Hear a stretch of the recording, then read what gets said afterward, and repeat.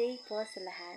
So for today's video po ay gagawa tayo ng tutorial kung paano lalagyan ng trailer ang ating mga premiere or upcoming premieres.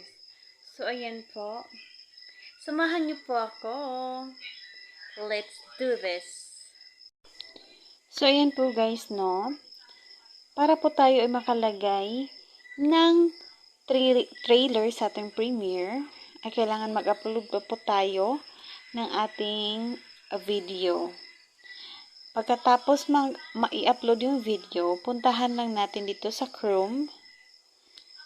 Tsaka, i-search mo dyan studio.youtube.com login. Tapos, click yung sign in Google accounts. Click mo yan.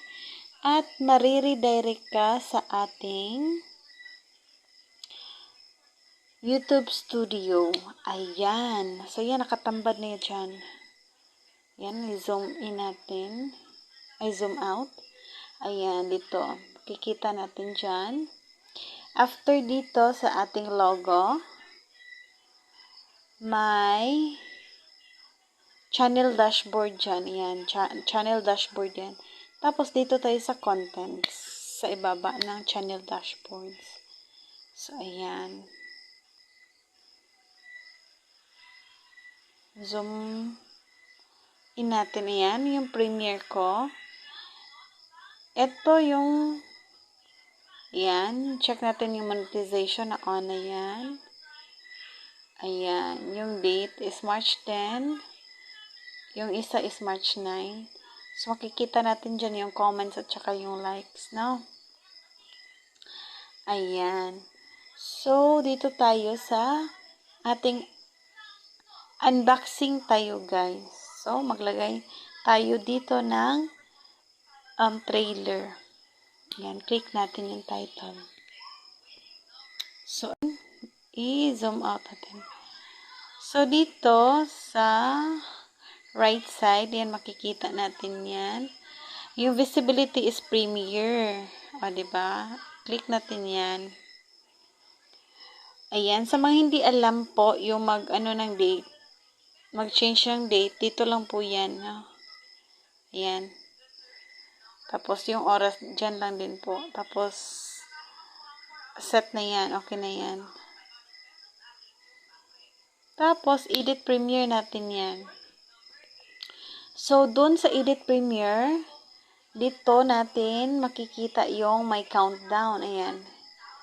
Yung may theme, gusto mo kung bright. Sample natin yung bright. Ganito yung bright, guys. O, ganyan yung kanyang video na mag-a-appear before dun sa premiere mo. So, kung gusto mo naman na dramatic, yan, kung dramatic,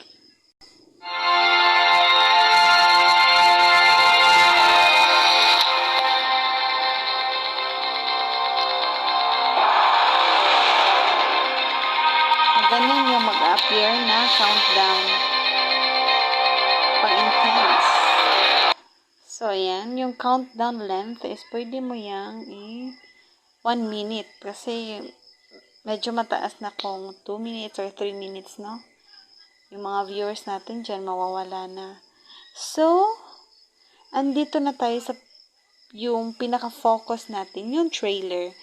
May dyan, after ng video mo, may redirect.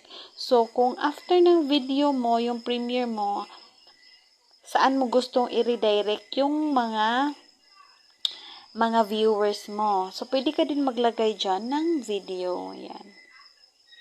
O, see? Yan. Dyan. O, yan yung how to do a screencast live yung pinili ko. So, dito sa trailer, maglagay tayo. Edit na natin yan. So, hindi siya bababa ng 2 minutes. Eto kaya. Try natin itong. So, mga 1 minute. Check natin to. Kasi may nilagay ako. Pero hindi siya nag-run. Kasi,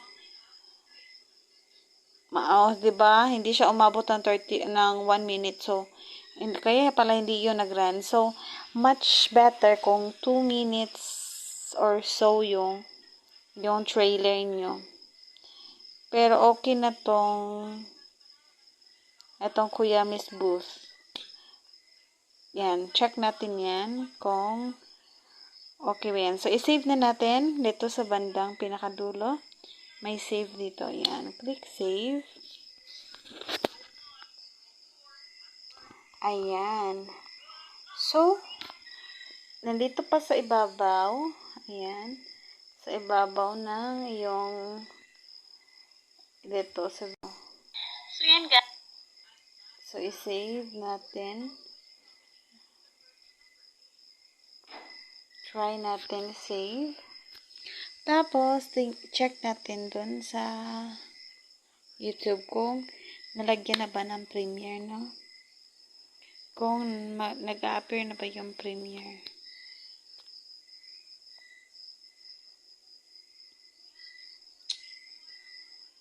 So, yan. May history tayo dyan, no? Si ate, hindi ko na tapos. Your videos.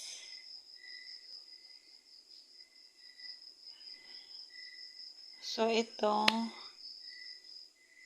O, diba may trailer ako dyan? Kasi yung trailer niyan, 2 minutes ito. Check natin. So, ayan. Andyan yung trailer natin. Kuya Miss Booth. So, ayan guys. Nalagyan na natin ng trailer yung ating upcoming premiere na unboxing tayo guys. So, ayan po. Sana po ay mayroon kayong natutunan sa ating video. Thank you for watching.